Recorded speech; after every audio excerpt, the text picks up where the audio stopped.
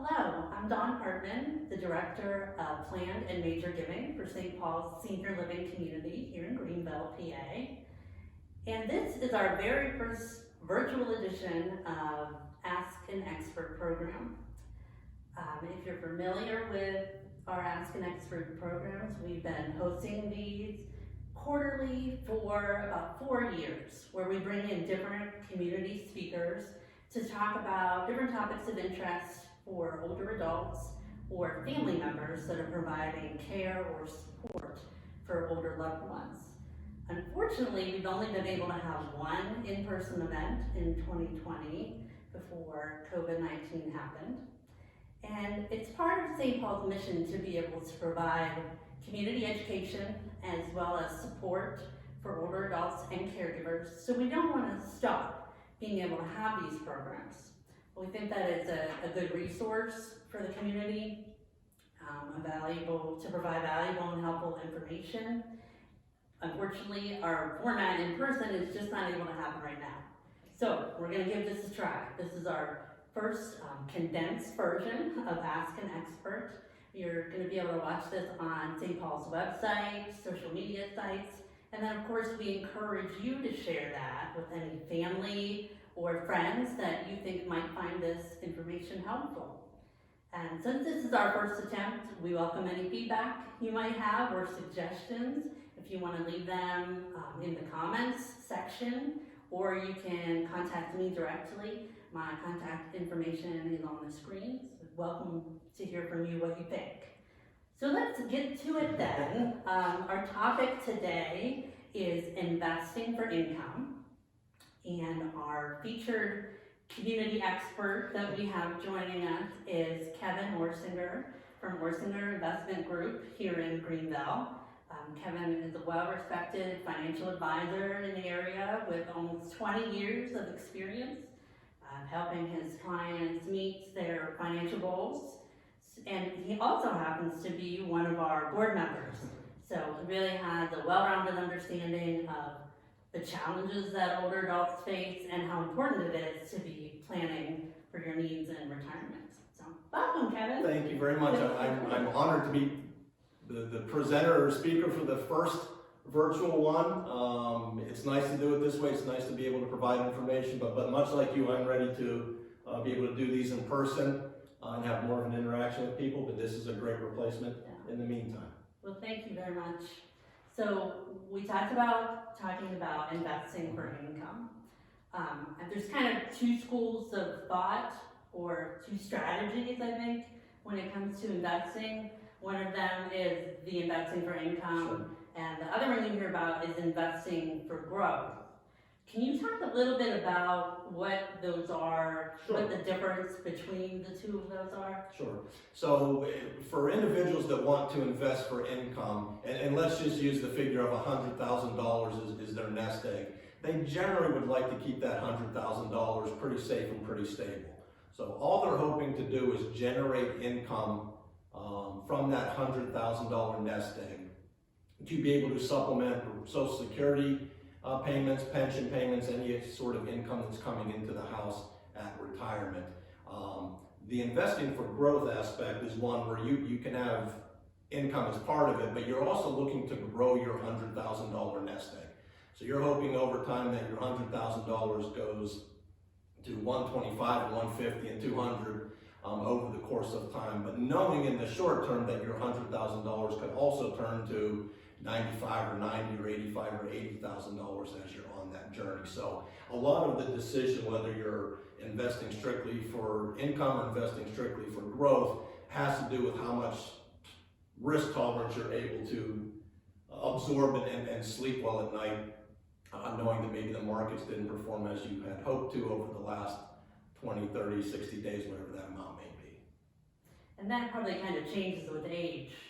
Yes, yeah. Generally, as you're younger and retirement's in the future, almost everyone invests for growth because you're hoping to turn your $100,000 that you have into significantly more by the time you get to retirement age. But generally, when clients get to retirement age, they want their money to grow, but there is equally, if not more, interested in keeping the balance that they have. So, and not that they don't know it's not going to fluctuate some, but they'd like to have it fluctuate minimally versus having it go down 10-15% over the course of a year. So if someone's goal is investing for income, what are some of the common investments, vehicles, or strategies that they can use that will help generate income? Yeah, absolutely. So one of the challenges we're having today with any sort of investment that would generate income for an investor is interest rates are at all-time lows with no expectation that they're going to raise anytime in probably the next 18 to 24, if not even 36 months, based on what the Fed chair has said. So historically, CDs are a really, really good option, money on deposit at a bank. Historically, you could get 4.5% in a CD that, again, if you have $100,000 invested, would generate you $4,000 or $4,500 of income a year. Unfortunately, today's interest rates are so low it's difficult to justify putting money in there. So, an average CD rate today, you're probably between 1/4 and 1/2%.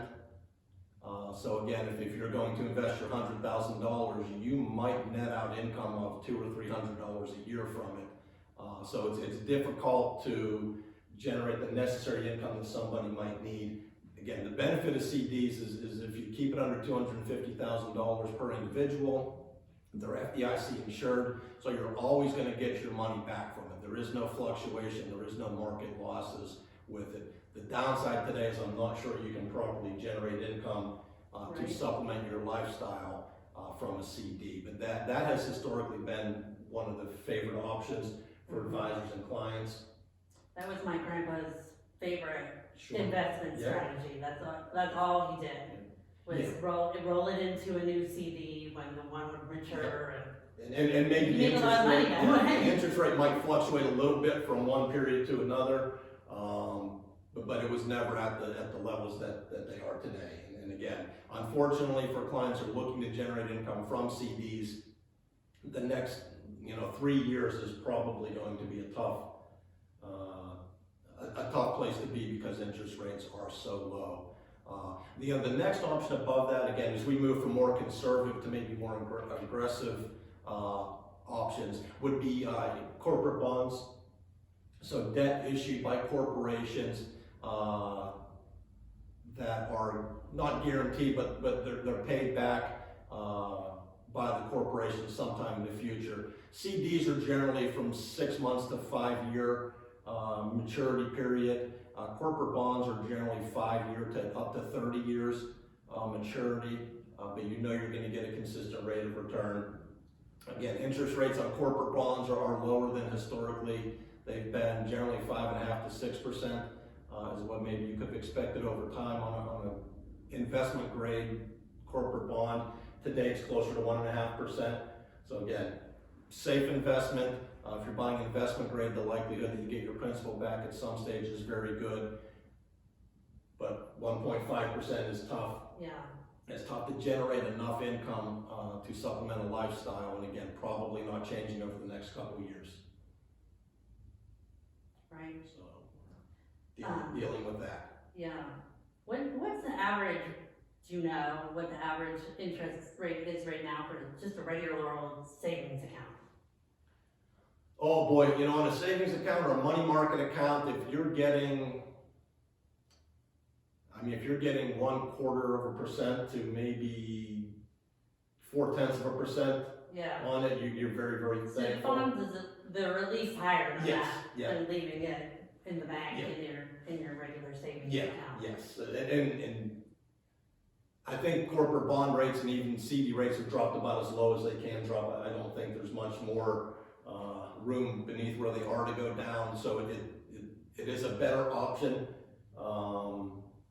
comparatively speaking, but is it the right option for you as far as how much money you might need to generate? Right. Makes it difficult. So what are some of the other investment options to generate? So the other one that people have used over time too has been buying dividend paying stocks. again, depending on what type of stock you're buying, dividends could be 5, 6, 7%, with also the potential of that stock price increasing and maybe having the opportunity to generate some income from the capital appreciation. Again, the riskiest option because there's the chance that your investment in that stock could go down. Right. And no guarantee that it's going to come back up. Unlike a CD or a corporate bond where the interest rate or dividend rate is guaranteed, dividend stocks can change their dividend with just board approval. So you may find yourself in a position that you bought it 3 years ago. And GE is a great example. I think as recent as 2017, GE's dividend was $1 a year. So for every share you owned, it paid you $1. Okay. Today that dividend is down to 4 cents a year. Oh gosh. So it's a significant change in the dividend rate. So if you bought it 5 or 6 years ago thinking I'm going to get a nice dividend paid off of this for the rest of my life, that can change pretty quickly. So that could be a pro or a con. yes, yes, absolutely. Depends on which way it goes. Yep, absolutely. And it really depends on, again, the investor's stomach for risk. Are they okay with maybe rolling the dice a little bit and taking that chance? And it's interesting today, it used to be 40, 50, 60 years ago, every company paid a dividend on their stock. Not that it was an option, but nobody bypassed it. Yeah. Today, some of the bigger names in the stock market, some of the companies that everyone talks about, Amazon, Google, Facebook, pay 0 dividend at all. So, if you buy those holdings, you're getting a return on your investment from the appreciation or the growth of the stock only. So, not every stock pays a dividend. You have to be careful in selecting the correct company to make sure that you're going to get a dividend, and one that hopefully is financially strong enough that they'll continue that dividend for a period of time. We found generally with most of the clients we work is, to generate income for a client is a little bit from each of the columns. We want some, spread it out. yes, some stable money where we know it's not going to fluctuate, and we'll give up a little bit of interest on that. Up to, we'll put a little bit of money in some dividend paying stocks, knowing that the price of that stock is going to fluctuate, the market value is going to fluctuate, but ultimately we're able to generate income from that as well. So, our clients probably at retirement age are somewhere between 30 to 50% in equities or stocks, and the rest of the money is some sort of CD bond holding that's going to be more stable, it's going to provide this consistent income. And we just kind of look to fill the gaps with the dividend paying stocks that we would own for them. Okay. But it's something that needs to be reviewed and adjusted on an ongoing basis. Again, if we refer back to GE and you thought you could buy that and just hold it forever, and it was going to pay $1 a year per share in dividends, if you're not paying attention very quickly, your income gets reduced, and you're in a position where now maybe you don't have enough income to sustain what your lifestyle is. Now, since my background at St. Paul's is, I'm in the Charitable Giving department, can you talk a little bit about, do you work with clients that have used some of the charitable giving options that generate income? Do you have any that have done like the charitable gift annuities or charitable remainder trusts? So we had it, and ironically enough, the beneficiary was St. Paul's, but we had a client. This relationship probably started 18 or so years ago. Client was never married, didn't have kids, she was a saver, so was able to put aside a significant amount of money. Was at the stage of life where she was ready to start drawing some additional income, and we set up a charitable gift annuity for her that paid her consistent income for the rest of her life, and then whatever was left from the balance of that annuity goes to the charity of choice, in this case St. Paul's. Right. But yeah, it's a good way, again, to generate, if you're charitable and if the balance of the account is something you're okay of giving up control of, it's a great way to generate ongoing consistent income. With charitable gift annuities, the amount of payout you get is determined on your age. So the older you are when you set this up, the more interest that you're going to get paid per year. It could be as high as 7%. I think in some cases, if you're, I'm not sure what age I shouldn't say, maybe in the 80-year-old range, you know, you could generate a significant amount of interest from that. And again, the nice thing at the back end of it, with whatever balance is left over, goes to the charity of your choice. Mm-hmm. Yeah, we see, some people really like that option. They like the fact that they're making a gift, they're being philanthropic, but yet they're also generating income from that they can continue to count on through the course of their lifetime, whatever that might be, that's going to be there, but at the same time they're helping one of their favorite charities. And there's not often in financial planning, you know, usually if you find a solution for one thing, there's maybe a negative on the back end of it. And with charitable gift annuities, it's a lot more positives than negatives. Like I said, the only downside, in my opinion, is the fact that you've given up control of that money. But if you're charitable, that money was probably going to your charity of choice anyhow.